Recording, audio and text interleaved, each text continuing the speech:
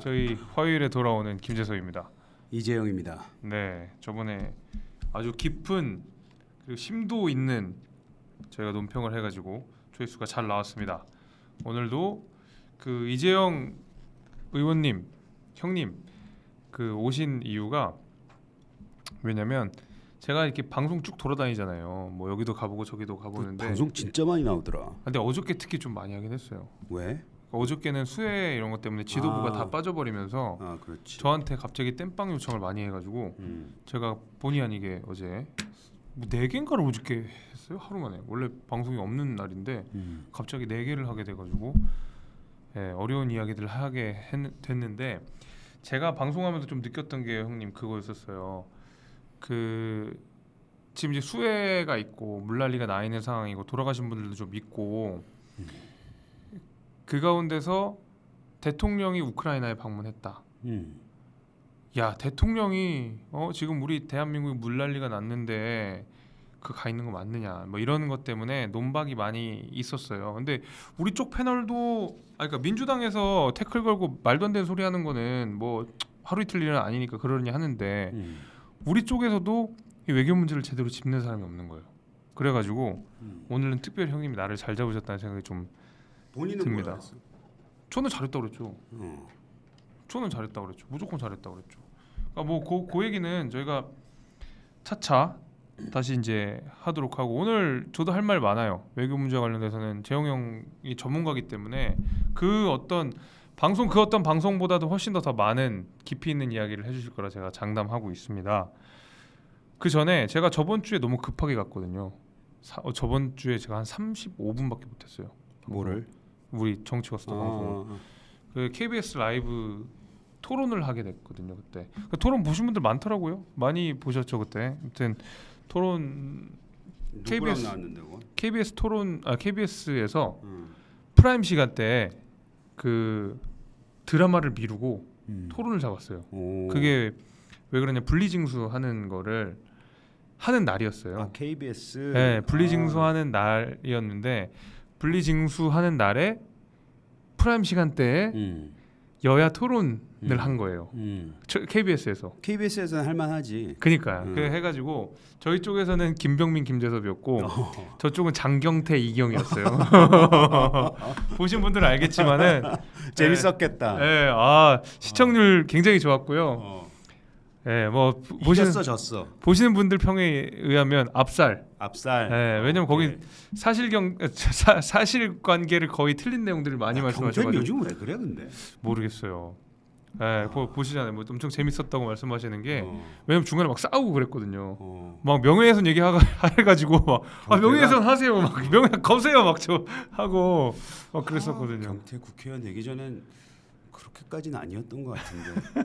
뭐 오늘 유튜브니까 마음 편하게 얘기하는 거. 그럼요. 예. 장경태 국회의원님. 예, 장경태 씨, 장경태 의원님. 형이죠, 형. 거기도 형인데 한 3살인가 4살인가 맞더라고요. 여튼 그쪽도 패널을 그렇게 뭐 구성이 됐고 병민 형도 말 잘하잖아요. 조근조근 잘 패잖아요. 죽이지. 예, 그래서 둘이 다 잘 하고 보시는 국민들께서는 분리징수 해야 되겠는데 라는 생각을 가지셨을 것 같습니다. 그러니까 분리징수를 해야 되나 말아야 되나에 대해서 약간 좀 고민이 되던 시청자들도 그걸 본 다음에는 징수하는 게 맞네, 분리징수하는 게 맞네. 그런 분들이 더 많으시. 오케이. 생각이 바뀌신 분들이 더 많지 않을까 싶습니다. 여튼 그건 뭐 제 개인적인 생각이고 제가 갔다 오니까 제가 간 거니까 그렇게 우호적인 평가를 한 거고요. 제가 방송 본격적으로 시작하기 전에 저번 주에 그래서 제가 못한 일이 있어요. 저희 그 정치워 쓰다가 프리미엄 헤어 케어 이 트리팅과 아주 진한 유착을 통해 홍보를 하고 있는데 제가 저번 주 홍보를 전혀 거의 못했습니다. 근데 이게 제가 저번 주에도 말씀드렸지만 제가 결혼이 이제 딱 한 달 남았어요. 이제 딱 한 달 정도 남았는데 19일에 하니까 8월 19일에 하니까 한 달 남았는데 그럼 이제 신부도 미모에 신경을 써야 되잖아요. 근데 저희 그 와이프가 진짜 이것만 씁니다. 요새 저 형수님 하나 가져다 드릴 형님은 사가셔야 돼요. 형님은 저희가 지금 할인하고 있어요. 샴푸 3개, 트리트먼트 1개 증정해주는 가격으로 지금 좋네요. 좋습니다. 뭐라고? 네, 1개 샴푸를 3개를 하면요 트리트먼트 하나를 증정해주는데 이 45,000원 특별가입니다. 샴푸 5개를 사시면 70,000원 당연히 트리트먼트 증정해드리고요. 네, 지금 보이시죠 왼쪽에? 네, 저걸 언제 다 써? 금방 써요. 금방 씁니다. 네. 야 힘들게 유튜브 한다. 그러니까 많이 좀 도와주십시오. 많이 도와주십시오. 그리고 트리트먼트만 3개 사시면 33,000원, 5개 사면 5만 원. 근데 형님, 제가 진짜 거짓말 아니고 이게 제가 여기 앞에 우리가 광고 홍보를 해서가 아니라 그 말을 하는 순간 신뢰가 떨어지는 거 아니 아니야? 그 제가 왜냐면 그 성문이 형 우리 형수님이 김선영 앵커님이시잖아요. YTN에서. 근데 너무 되게 잘하고 계시지. 이거 굉장히 신경 많이 쓰셔야 되잖아요. 그렇지. 근데 진짜로 형수님이 이거 너무 좋다고 하셨다고 저한테 들었거든요. 제가 그래서 저도 와이프한테 줘봤거든요. 근데 너무 좋대요. 나 출연료 대신 줘야 되는 거 아니야? 그러면? 출연 대신 드리는 걸로 할게요, 형님. 오케이. 근데 진짜 형이 이거 형수님 한번 드려보세요. 알겠습니다. 진짜 좋아요. 드려보겠습니다. 이름이 너무- 뭐라고? 트리팅. 야, 그 제품을 제대로 팔려면 이름을 얘기를 해야 돼. 트리팅 여기 다 써 있으니까요. 트리팅. 이렇게 트리팅. 알았어. 네. 요게 샴푸와 백드랍도 저거네. 네, 지금 저희가 야심차게 준비하고 있단 말입니다. 알았어. 네. 아무튼 많은 관심 가져주시고요. 이따 한 번 더 소개하는 시간 갖도록 하겠습니다. 어디 보자. 피터림님께서 잠깐 아이디어를 하나 주셨는데 이것만 읽고 본격적인 주제 들어가 볼게요. 총선 전까지 수도권 국민의힘 당협위원장들 나와서 정치하고 싶은 이유와 비전 가져보는 시간 이런 거 좋죠. 이런 거 저도 해보고 싶은 생각이 있어요. 괜찮네. 네. 그건 좋은 아이디어 같은데. 왜냐면은 저희가 선거법상 방송을 할 수 있는 게 정해져 있잖아요. 그 선거 전 3개월 정도까지인가 그럴 거예요. 그래가지고 그 이후로는 유튜브는 가능하거든요. 그게 이제 선거법 제한은 없어서 그래서 저희 유튜브 채널을 통해서 앞으로 22대 국회의원 선거에 출마하시는 후보자들 같이 나오셔서 토론하고 전략도 좀 이야기하고 민주당의 네거티브 같은 거 대응할 수 있게 하면 좋을 것 같고 전략. 네. 우리 동북권 그런 벨트 전략 같은 거. 벨트 전략 그런 것들 그건 아시나 우리 시청자들이? 아직 몰라요. 아직 제가 공개 안 했습니다. 신문 보면 다 나오잖아. 그렇긴 한데 저희가 본격적인 방송 주제로는 안 다뤄봤어요. 오케이. 그건 제가 다음에 많은 분들 들어오셨을 때 제가 공개하도록 하겠습니다. 그 미리님께서 길동사거리 이해식 얼굴 보니까 짜증났다는데요. 저분은 우리 동네 분이시네. 그러니까요. 예, 정확하게 아는 걸 보니까. 네. 자, 제 얼굴도 매일 보시죠? 형님 이거 아니에요? 맞아 이거. 네. 저도 그 동네 지나갈 때마다 봅니다. 네. 천호동. 많은 응원 부탁드리겠습니다. 자, 일단 저희 우크라이나 이야기하기 전에 수해 대응 문제를 좀 얘기해야 될 것 같아요. 수해 대응. 요거 우리는 이제 이렇게 주장하고 있습니다. 이거 문재인 정부 때 너무 제대로 부실하게 해놨다라는 것이고 야당은 무슨 소리냐 정부가 굉장히 무책임하다 이태원이랑 똑같은 거 아니냐라고 비판하고 있습니다. 형님 생각은 좀 어떠십니까? 이태원과 비교해서는 안 되는 것 같고 네. 일단 첫째 하나는 이건 자연재해고 물론 그 자연재해를 얼만큼 신속하게 인간이 사람이 정부가 아니면 지자체가 대응을 했느냐 아니면 미리 그걸 방지할 수 있었는지에 대한 여부도 따져봐야 될 것 같아서 자연재해하고 그 이태원 참사라고 해야 되나 이태원 사건하고는 그거는 그 1대1로 비교할 수는 없을 것 같고 지금 특히 요번 관련해서는 정부에서 나는 대응이 꽤 빨랐다. 특히 이게 전반적인 것에 있어서 전반적인 것에서 그 재난 선포 지역을 빨리 이제 하겠다라고 대통령께서도 말씀을 하셨고 그건 굉장히 속도감 있게 잘하시는 것 같고 다만 굉장히 많은 그 안타까운 일이 있었는데 총 40명이 넘게 41명인가 40분인가 사망을 하셨잖아요. 총 예. 그거에 대해서는 뭐 그 어떤 말을 해도 그 가족이나 그분들한테는 뭐 우리가 뭐 말을 할 수가 없지만 그거를 이태원하고 1대1로 비교할 수 있을 것 같지는 않다고 생각하는데. 그렇죠.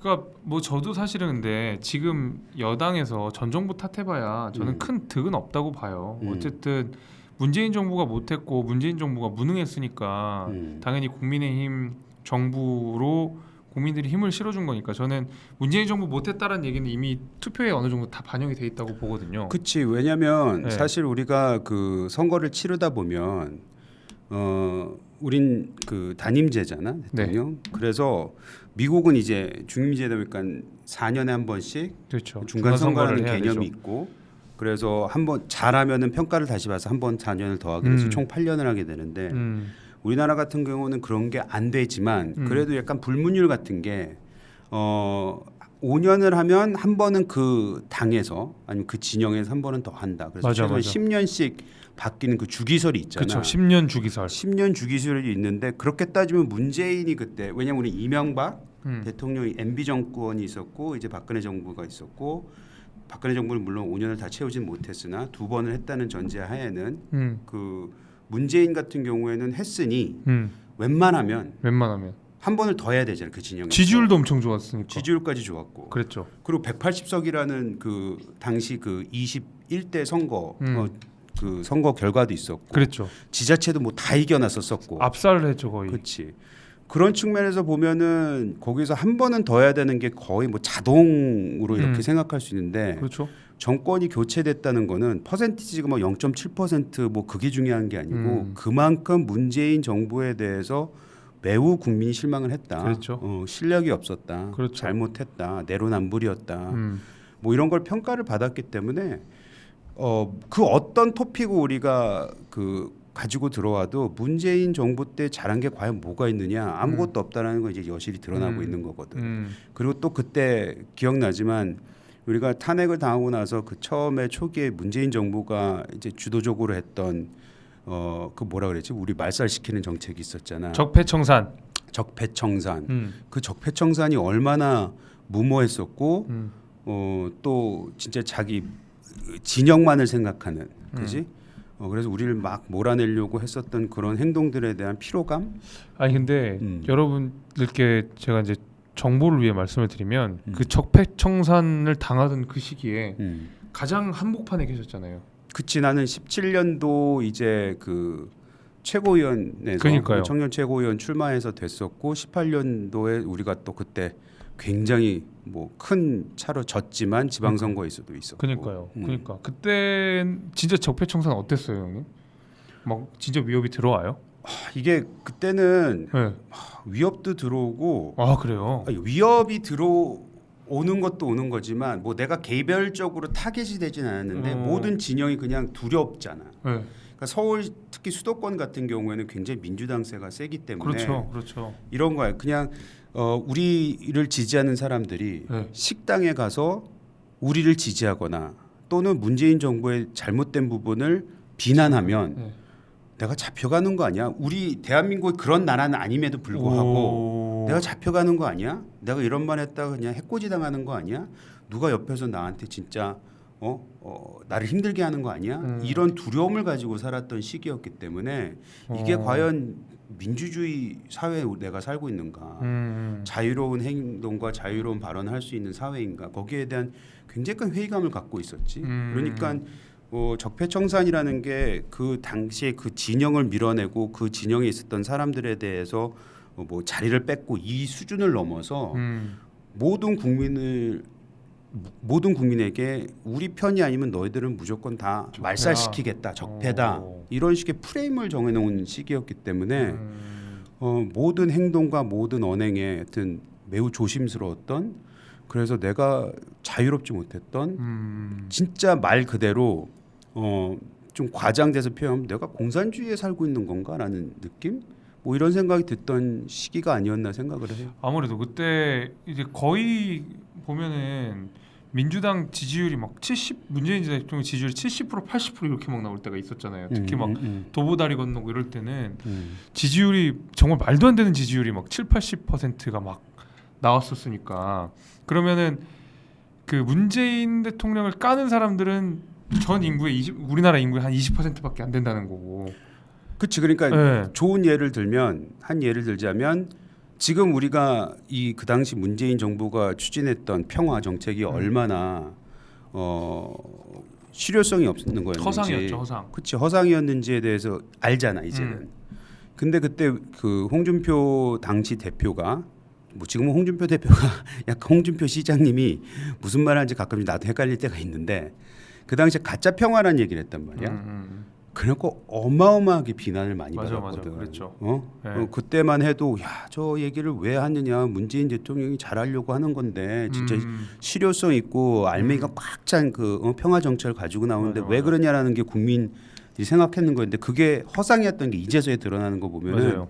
당시에는 우리가 무슨 얘기를 해도 그게 팩트에 근거돼 있거나 우리가 사실을 얘기해도 또 정확한 분석을 해도 우리 말은 아무것도 믿지 않는 그런 시기였으니까 굉장히 답답했지.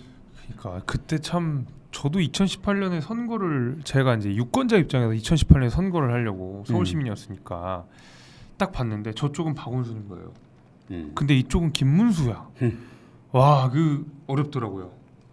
내가 박원순 도저히 못 찍겠는데 김문수 이게 됐어요. 아무튼 저는 그런 경험이 있기 때문에 그 자유한국당에서 핵심 관계자로서 일을 했던 형님 입장이 어땠는지 제가 감히 이제 생각은 잘 안 나지만은 아니 근데 그랬어요. 그때도 보면은 이런 거잖아. 그 당시에 그 여당에 그러니까 문재인 정부 민주당에 그럼 차기 대선 주자가 누구냐? 그러면은 이름들이 쫙 나왔었잖아. 김경수, 안희정, 이재명도 박원순도 있었고, 박원순, 이재명. 그래서 진짜 그 누구 하나 돼도 꼭 대통령이 될 것만 같은 사람들이 그렇죠. 많았잖아. 네. 근데 우리는 뭐 홍준표 당대표가 그 직전에 대통령 선거 나왔고 그 다음에 나오는 이름들은 아무도 없었거든. 그렇지. 진짜 거의 0명이었거든. 그랬죠. 홍준표 당시 대표밖에 없었거든. 그러니까 이게 비교할 수 없는 수준까지 우리가 내려가 있었는데 지금 그 당시의 당시 여당의 그 후보들 다 어떻게 돼 있어? 다 지금 나라가 있죠. 대부분이. 대부분 이거 다지 뭐. 뭐 이재명도 솔직히 말해서 한번 시험을 받은 거 아니야 작년에? 그렇죠. 근데 이재명이 아니었으면은 뭐 민주당이 이겼을 수도 있다라고 얘기할 정도로 이재명은 솔직히 말해서 대통령감은 아니다라는 거 우리가 지금 목도하고 있기 때문에. 그럼요. 우리는 근데 지금은 얼마나 많아. 오히려 뭐 지금 윤 대통령이 계시긴 하지만은 그리고 2년 차밖에 안 됐지만 하마평에 계속 오른 사람들이 한 6-7명 되잖아. 맞아요. 그만큼 우리는 이제 풍부해진 거지. 그러니까 그래서 그렇기 때문에 저는 더 긴장이 됩니다.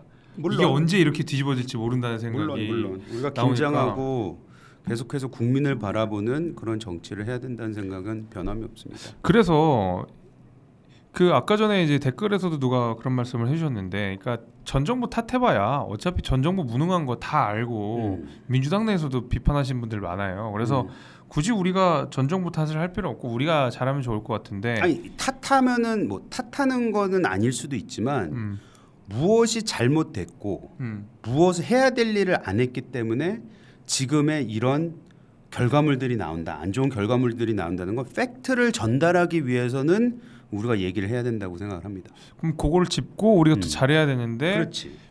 제가 그 비상대책위원회 할 때 비대위원 할 때 저희 때도 저 여름에 물난리가 났었거든요. 그때 순천 구례 이쪽 그 전남 쪽으로 물난리가 나서 저희 지도부가 다 가가지고 그 당시 주호영 대표부터 시작해서 그 다 이거 걷고 그 무슨 바지라고 하죠?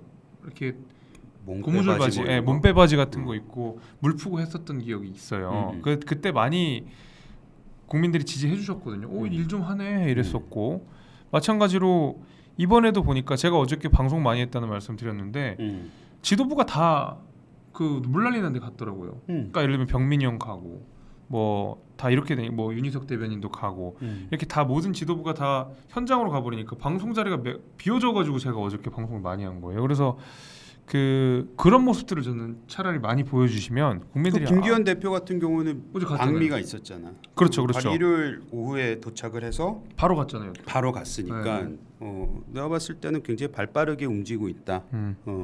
그리고 대처를 잘하고 있다. 그럼에도 불구하고 일어난 그런 여러 가지 불상사에 대해서는 매우 안타까운 마음을 가지고 있고 다시는 그런 일이 일어나지 않도록 우리가 대비를 해야 된다는 측면에 있어서는 지금 나오는 뭐 쓴소리 이거는 우리가 달게 들어야 된다고 생각합니다.